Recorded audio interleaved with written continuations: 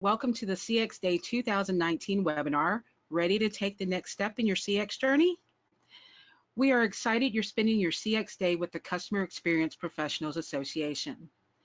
My name is Adrienne Bryant, CAE, and I am the CCXP Program Director. I am responsible for oversight of the program along with the CCXP Advisory Committee. You can find me at adrienne@cxpa.org. Today's panelists are Amy Shioji, Head of Customer Experience and Insights, Strategic Education Incorporated. Amy Shioji is a CX executive who has led customer-focused business growth across multiple industries, audiences, and brands such as USA Today, AARP, and Strayer University. Amy also serves as an advisory committee member of the CCXP program through the CXPA, helping to raise awareness, education, and optimization of the CX profession and credentials. Next up is Vincent Mirabelli, Principal, Global Project Synergy Group. Working with clients across industries and sectors, Vincent empowers leaders and organizations to develop cultures of high process performance and continuous improvement. A founding member of the Uncommon League and host of the podcast In Process, Vincent is a highly sought after speaker instructor in the areas of business process, Lean Six Sigma, and operational excellence. He is a certified project management professional, certified business analyst professional, and certified customer experience professional, a Lean Six Sigma master black belt, and a trained facilitator of Lego Serious Play method and materials. Andrew Esemezie, Managing Partner, Fairground Consulting. Andrew Esemezie is a certified customer experience professional with 16 plus years of extensive global experience leading and managing enterprise CEX strategies and projects programs in telecoms, retail, and financial sectors. He was until recently the head of customer experience at MTN, a phone company with over 60 million customers. Andrew is currently the managing partner of Fairground Consulting, a customer experience management consulting company based in Ontario, Canada. Elizabeth Nicoll, VP, Customer Experience, BSM Technologies. Elizabeth has over 25 years of experience in leading and developing people, building and executing customer experience programs, creation of a project management office, and cultivating a customer-centric culture. Her passion for customers has fostered a very rewarding career. Through continued learning, Elizabeth looks forward to striving for customer experience excellence. Elizabeth earned her BSc from the University of Toronto and holds the Certified Customer Experience Professional credential from the Customer Experience Professionals Association. And your moderator for today's panel is Gabe Smith, CCXP. Gabe Smith serves as CXPA's content manager, where he creates and curates relevant, timely, and useful content that increases engagement in the CXPA and advances CX practice. Prior to joining CXPA, Gabe was a CX practitioner for several years with the American Cancer Society, where he led programs and projects aimed at improving CX for ACS signature fundraising events, as well as patient service programs across the country. And with that, Gabe, take it away. Thank you so much, Adrienne. And a hearty, happy CX Day to all of the panelists. Thank you so much for spending your CX Day with us to talk about a topic that's near and dear to all of our hearts, and that is the Certified Customer Experience Professional certification. So I want to get us started for those who are listening on the call who may not know what CCXP is. Amy, could you tell us a little bit more about what is the CCXP and how does it benefit those who may be listening, who may be thinking about this? Sure, thanks, Gabe. And I would say that, I have been a proud CCXP practitioner since 2014, I think fairly soon after the certification was first established. So really excited to be here and talk to everybody about this topic. The CCXP is really the first industry-wide customer experience certification and designation that really aims to both recognize as well as standardize the key strategic competencies of the customer experience profession.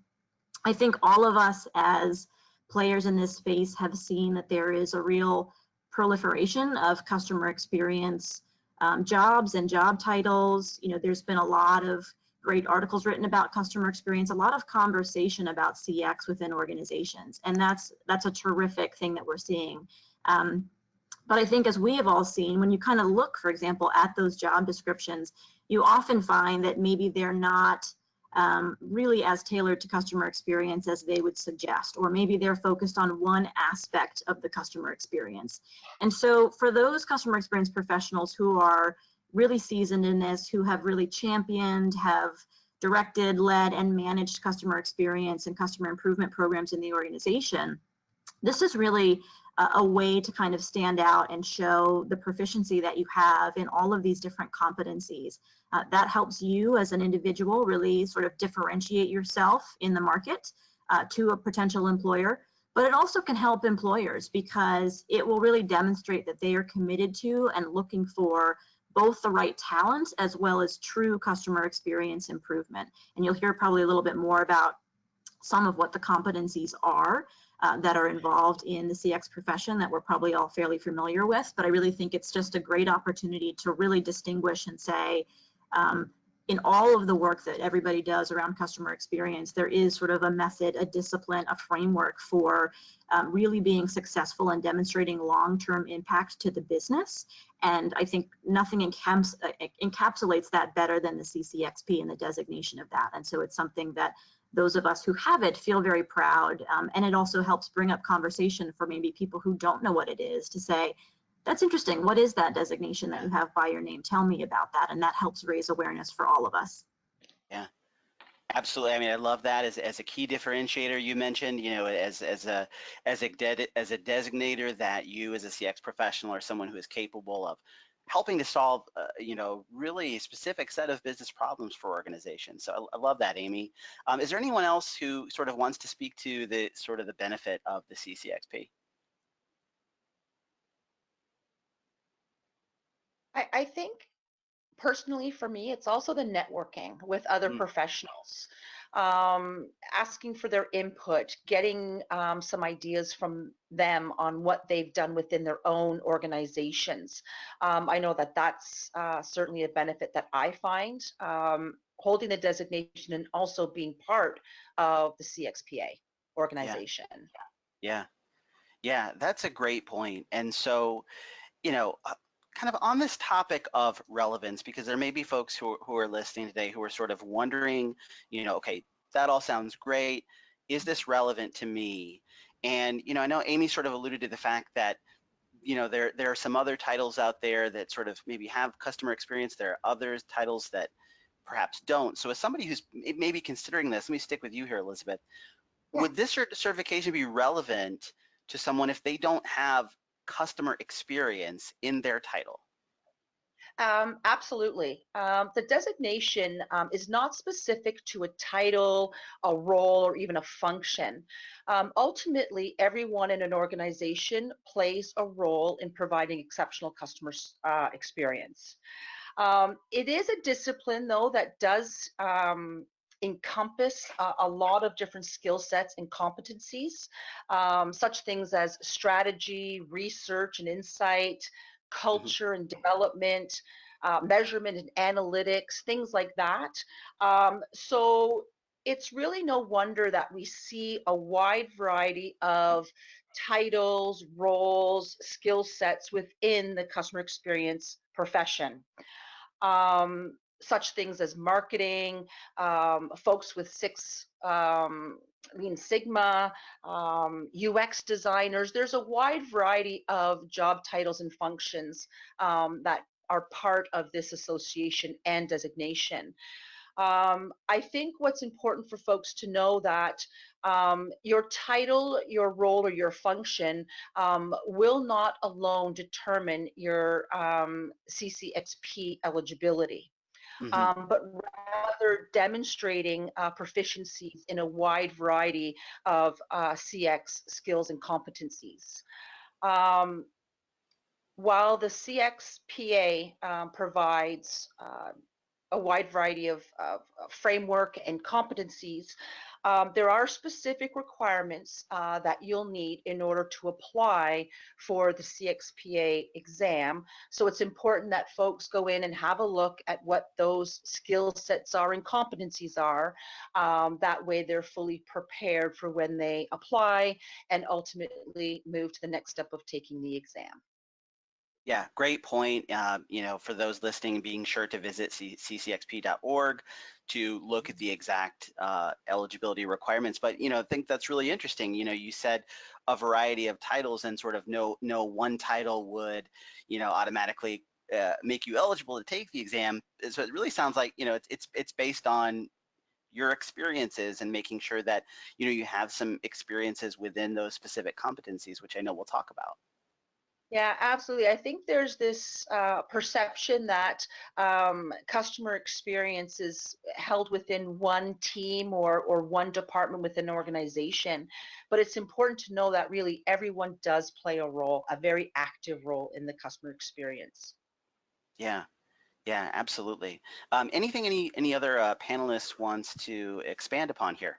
Yeah, I have never, so I have been a part of the CX function within organizations, but I think, I have never held, to Elizabeth's point, never had a CX title. I mean, my focus is really on continuous improvement, operational excellence, and still, as I was going through, in preparing for the exam and even determining eligibility, I would go through sort of like a check down of like, oh, that's okay. Yeah, I do that. Tick.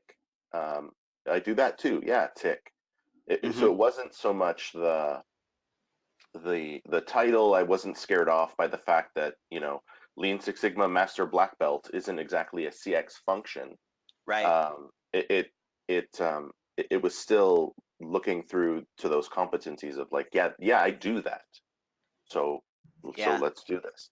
And then in preparing for the exam and then writing the exam, I ultimately realized that all the other ones that I had done, and we heard in the introduction all the letters I have after my name, helped prepare me to actually write that exam. It's like, oh, this makes sense.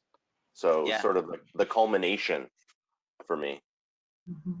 Yeah, and I absolutely. would say, I think it's terrific when organizations and individuals have CX titles or there is a CX function, because it does, again, sort of demonstrate that there is a commitment to people, perhaps more so in a full-time capacity, focusing on this. But you're right, Elizabeth and Vince, it does then also sometimes present the other side of it, which is, well, then this group is going to be sort of solely responsible for the success of customer experience, however you're measuring that within your organization. So I think it's really important that we underscore that both people who are dedicated to CX, who may or may not have a formal CX title, as well as those that have very important aspects of delivering and enabling the customer experience across the organization, whether that's in IT and the prioritization of the projects and that we do, to product management, research and insights, all of those different areas, distribution, customer service, really, really important aspects.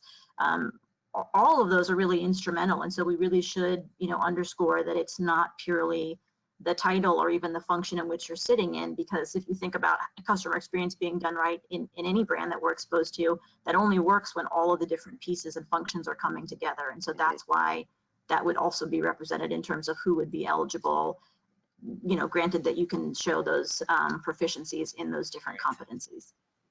Yeah, absolutely. Yeah, I mean, I'm curious if others feel the same way, but my experience in sitting for the exam was that I was struck by how much I drew on my experiences, my work experiences, when it came to answering some of those questions and how critical those experiences were. And this isn't something where you'll sit down and memorize a cheat sheet and be able to be successful. So I think just that experience point to sort of hammer that home is just so critical. Absolutely. Yeah. So, Vince, let me come back to you. Sure. Kind of a little along the lines of this topic. We're talking about skills, and we've sort of established that there's some level of experiences that folks need to be bringing in as they apply for CCXP. But is the CCXP program a program that really helps you build proficiency? Can we speak a little bit about that? Yeah, I mean, in my opinion, I would say generally not. It's not a like a prep course. It's not a boot camp. It's not. It's like you said. It's not a cheat sheet that you can memorize and then go write the exam. And I think that's why it's important that you have that. I think it's the 3 years of CX work experience, because really that's where you get your proficiency. It's on the job. It's not by reading a book or taking a course. So, unless you're out there and actually practicing with some of those frameworks, with some of the tools, with some of the concepts in a real world scenario, that's what's going to give you the mastery of the tools and of the competencies. And it's going to help give you some context in terms of, when is the right time to apply a certain tool? When do you utilize this versus that? And it's going to give you some practice with actually implementing some of those practical application type things. So, I mean, generally it's not. I mean, there are things that you can do to prepare, but it's really that on the job, the doing that's going to be of most benefit. Yeah, thank you, Vince. Anything anyone wants to add here? Is everyone kind of pretty much in agreement with Vince's assessment there? Yeah, I just would like to reiterate what he's mentioned, what Vince has talked about, especially if you're a customer experience practitioner. You're pretty much exposed to these competencies. The start point for any typical customer experience role is to carry out a voice of a customer research. I mean, that's the start point. You got to understand what the customers need or what they want. Then from there, you draw insights, and from the insights, you can take actions and the rest of. So, as a customer experience practitioner, you typically get exposed to this competency. So there's really no rocket science about this competency. So it's so that's all I would say to add to Vince's point. Yes. Yeah, great point. And I know we've been spending some time talking about the competencies and the experience that's needed, and that a person would need to be able to bring into the application process and then into the exam. We haven't spent time talking about what are those competencies, what are the key CCXP competencies, and how does a person gain those skills if they're listening right now and thinking, okay, well, I don't really have those. So Vince, let me come back to you. How would someone gain them? So how would you gain them? So first of all, let's see if I remember back to my exam. I think I'm like Amy. I think I was about 2014, 2015. So well, I've got them on the screen if you need them. You do? Oh, okay. Are they on the screen? So we've got All right, good. So how would you go about getting them? So for me, it was primarily on the job, and I've already sort of talked about that, like understanding what it is that you do on a day-to-day that's going to help grow those competencies. That being said, I mean, there's other resources that are available through the CXPA. So you can go to the site for resources, for videos, for articles, for stuff. While you're there, you can consider getting a membership. That's up to you. I mean, that was the route that I went. There are training providers that can give you help and can help prepare you and ensure that your knowledge is in line with the knowledge that is grounded in the CCXP. For me, the thing that I did was, in addition to the on-the-job preparation, someone had recommended the book Outside In, which was really helpful in sort of laying the groundwork for the exam. So I think I read that book once or twice prior to writing the exam. But I mean, for me, the biggest thing was the networking, and we've talked about that already. The reading and really the on the job type stuff. Yeah. Yeah, so I don't know. I think you're hitting on something that I think a lot of people are wondering about, and it's this idea of preparation. So looking at this competency list, and someone might be thinking, "Hey, I've got a lot of experience in customer-centric culture. I've got some great experience in strategy too, although maybe not as much." And so trying to think about what is their preparation method going to be like. I know that's a really common question. So Andrew, let me come over to you on that one. How Sure. does someone prepare? They feel like they're ready to apply. How do they prepare for CCXP? Gabe, there's really no one right way to prepare for CCXP exam. For some people who are seasoned practitioners who have been working in the CX role every day and experienced in the 6 CX competencies, there might not necessarily be too much preparation, as Vince has alluded. Because like I said, these competencies are things you're exposed to, and as you get exposed to it, it helps you to. Those are the competencies that you're going to be examined on. But that does not necessarily mean I wouldn't necessarily advise you to just walk into the examination hall without further preparation. I think there are a couple of resources that you can leverage on. I'll get to that again, especially for those who do not have experience or do have experience in only a handful of the competencies, like voice of the customer, for example, or those who work exclusively in B2B space.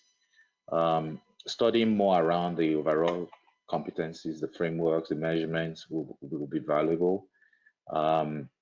Then we have this exam blueprint, which is available on the CCXP site. It's also a valuable tool to help you in your preparation. There are sample questions in the CCXP site that you can also study.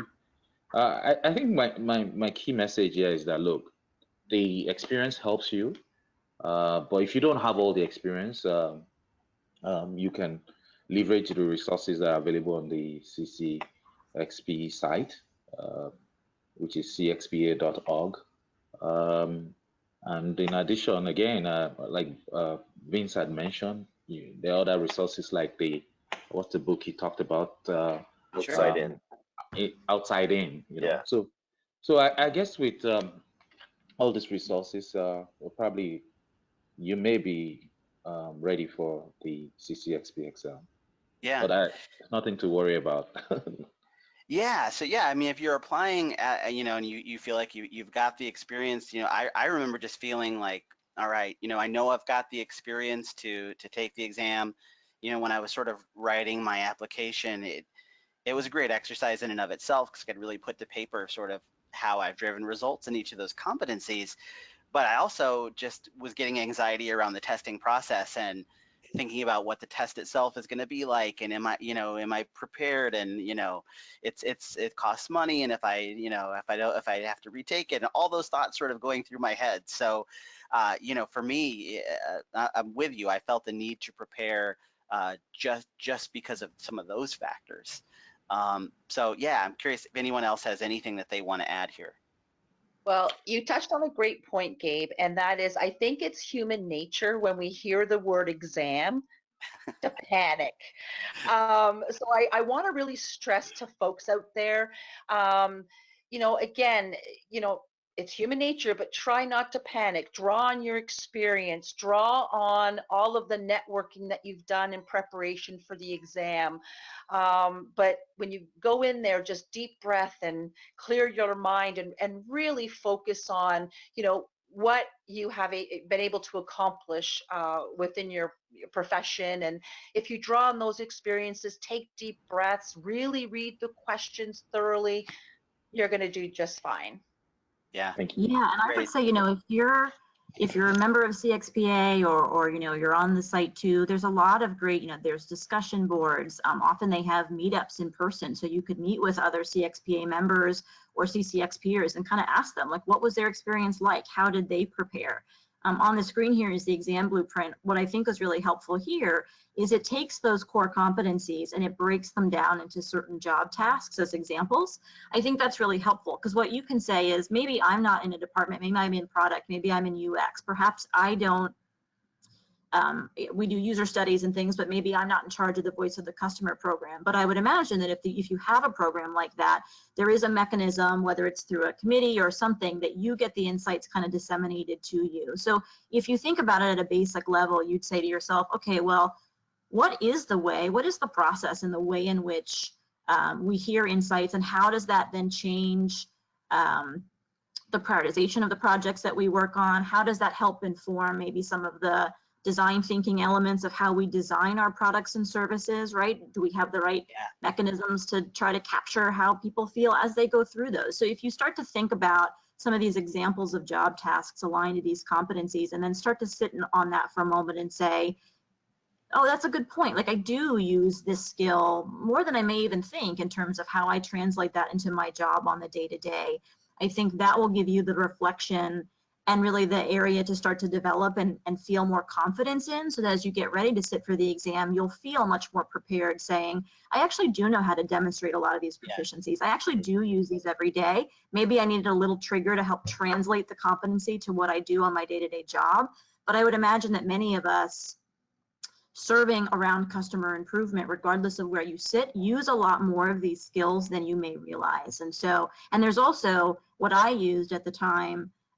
There are some sample questions, exam questions. I think there's maybe 1 or 2 sample questions for each of the different competencies on the website. And so once you've kind of, mapped your tasks to these different competencies and brought up some examples of how you think you might use them, then maybe you can go to those sample questions and say, okay, let me see how I do in answering these questions. Do I feel like I'm still pretty far off on this, or am I on the right track? And I think that will also help you build that confidence that you guys were talking about, with where you start to get that anxiety around the exam. Yeah. Amy, I think that's a great point. And, someone looking at these 6 competencies may say, all right, I've really helped develop strategy in voice of the customer and experience design, but I've really been in a sort of a supporting execution role in customer-centric culture.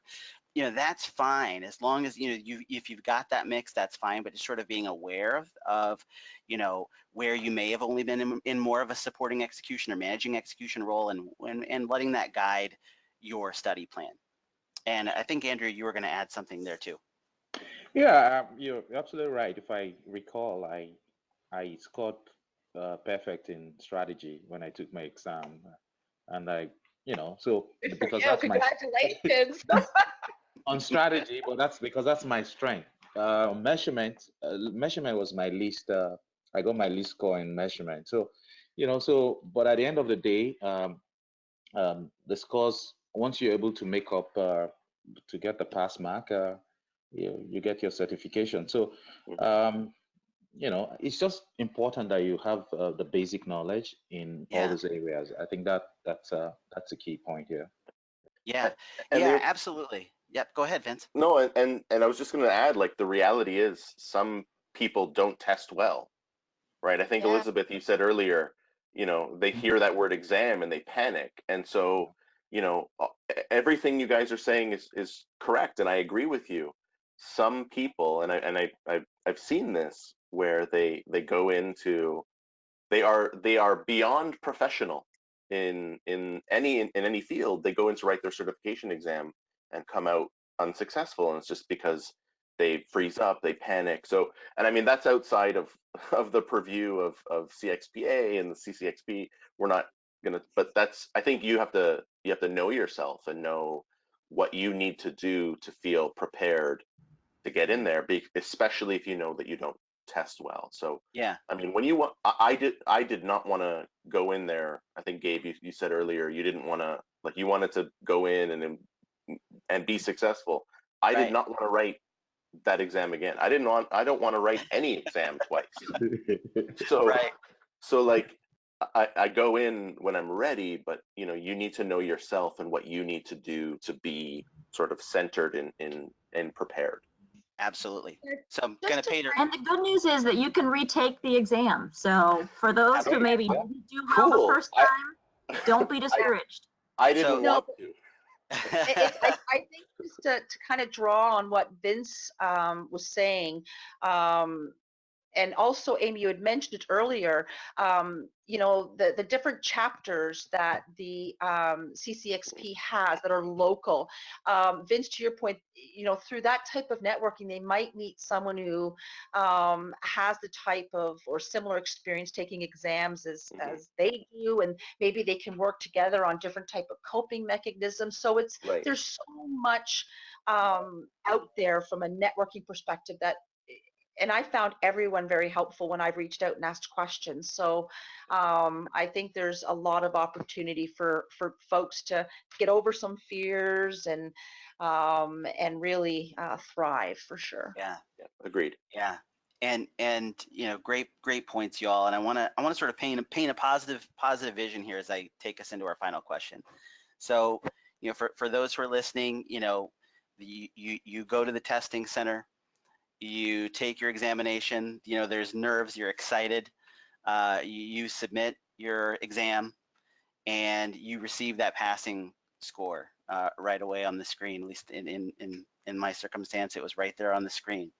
And for me, I felt, you know, honestly kind of emotional. It was like I had worked, you know, almost a culmination of sort of years worth of work is sort of the feeling that I had, and sort of everything that I had done validated by this passing score. And so I had just had those feelings of pride. And so I want, you know, everyone who's listening to sort of picture that, because you really have worked very hard. And now that you've got your certification, Amy, I want to talk with you on this one. You've got it. You feel great. How do you use it? What's the next step after you have that amazing feeling of validation? Sure, yeah. So I think there's a number of ways in which you can use it. We talked a lot about, you know, number one, that there's great networking opportunities available through both the CXPA and the CCXP. So I think, you know, you'll be exposed throughout this journey to a number of different other seasoned professionals, and there are, you know, meet and greets and chats and things like that. So, you know, even this group of us here, we've been working on some areas around the CCXP, and it's been great just to kind of bounce ideas off of each other. So that's certainly a way that it opens up to you in terms of you know, a different group of folks that you can really draw from in terms of your experience.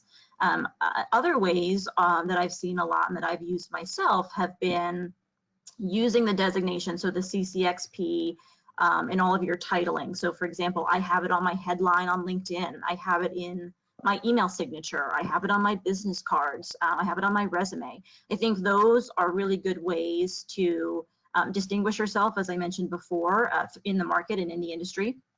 But often, you know, as a result of that, I do still get some questions sometimes where people say, oh, what is that? And is there a certification? What was involved in that? So I think we all play a role in helping to draw awareness and really evangelize what the CCXP, and again, what these competencies and these skills really start to bring to bear for an organization.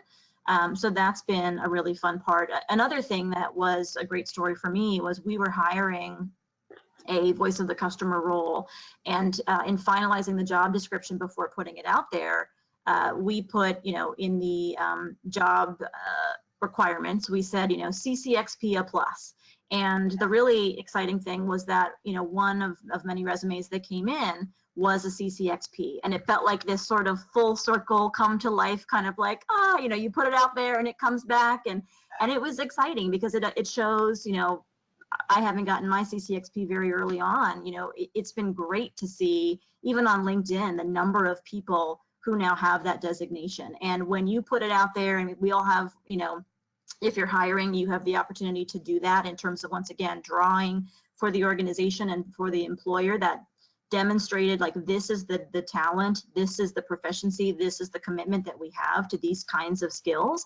And we can all play a role in doing that, in terms of saying there are standards that we want, you know, that really help us make sure that we're bringing in folks who understand, you know, all that goes into delivering a great customer experience systematically throughout the organization. And so those are a couple ways, you know, that I found it to be really helpful in not only distinguishing myself and my skills, and my employers, but also in terms of raising awareness for other people to come to me and say, tell me more about that, and how did you get it, and what was involved, and how are you using it? Yeah, wonderful. Any other thoughts, closing thoughts from the group? Elizabeth, Vince, Andrew? I'm with you, Gabe. When I saw that screen flash pass, it was very exciting, and me personally, I'm very proud. We touched on the fact that, you know, this designation, there's no cheat sheet there. It's truly drawing on your experience and reaching out to others and networking. So I'm very proud to hold my designation. Yeah, from my side. Oh, sorry. Go ahead, Vince. Please, please. Okay. From my side, as at the last count, I don't know the exact number now. Maybe Adrian can help us with the number, but I think we're under 2,000. I'm not even sure we're up to 1,500 CCXPs in the world. So I feel very proud to be part of this elite group of certified professional. That's I proudly hold my CCXP. Yeah, absolutely. Vince, I think you had something to add. Closing thoughts. Yeah. So I mean, for me, it was, and Elizabeth, you sort of mentioned this. It was based on real world work. It wasn't, you know, I'm a member of a couple other associations as well, and I have a number of other certifications. And in some cases, it does feel like the way you get that certification is to read a book and pass a test. And that wasn't the case with this one. It was a lot more practically based, and so I think there's value in that. And you know, for me, the way that I use it is to it's another arrow in my quiver. So to solve problems, you know, it's what's that saying? If all you have is a hammer, every problem is a nail. Yeah. Like this allows me to be able to draw on a number of different different tools that lets me solve a problem using the appropriate approach, sort of like Batman. Batman always has the right tool. That's what this sort of is.